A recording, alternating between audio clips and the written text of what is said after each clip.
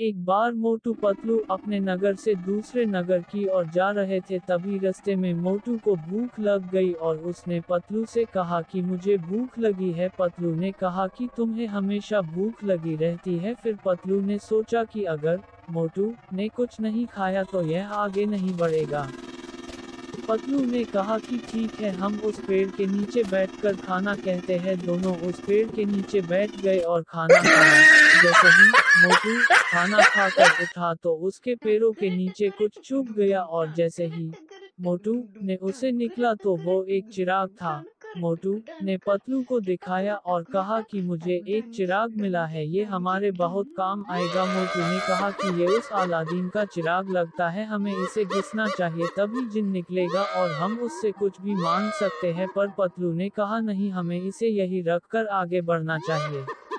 पतलू ने कहा कि पता नहीं कौन सी मुसीबत आ जाए, हमें चलना चाहिए। पर मोटू ने पतलू की बात नहीं सुनी और चिराग को घिस दिया और उसमें से कुछ निकल कर आया और बोला कि मुझे किसने बाहर निकला है। मोटू ने कहा मैंने बाहर निकला है।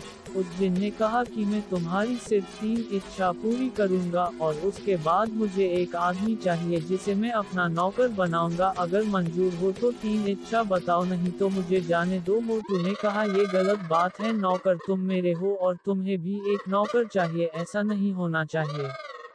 जिन ने कहा कि अगर इच्छा पूरी करवानी है तो ऐसा ही करना पड़ेगा। मोटू ने पतलू से कहा कि इसे हमें मजा चखाना चाहिए, नहीं तो ये सबको परेशान करेगा। मोटू ने कहा ठीक है, हमें मंजूर है।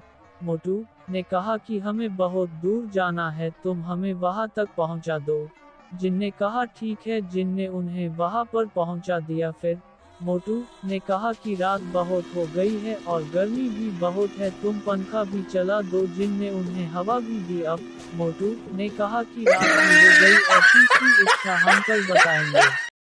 जब सुबह हुई तो मोटू ने कहा कि भूख लगी है, हमारे खाने के लिए कुछ ले आओ। जिन ने ये भी काम कर दिया और अब जिन की बारी थी। अब जिन बोला कि मुझे अब एक नौकर चाहिए। तभी पतलू ने कहा कि ठीक है, हमें पता है, लेकिन वो नौकर बाहर ही नहीं आ रहा, अगर तुम उस नौकर को बाहर निकाल लो तो बहुत अच्छा है। जिन ने पूछा कि नौकर कहाँ है। पतलू ने कहा कि इस बोतल के अंदर है, अगर तुम अंदर जाकर उसे बाहर ले आओ तो तुम उससे खूब सेवा करवाना। जैसे ही जिन अंदर गया, पतलू ने बोतल बंद कर दी और समुद्र में फेंक दी और मोटू ने कहा सबको नौकर बनाना चाहता था, अब गया पानी में।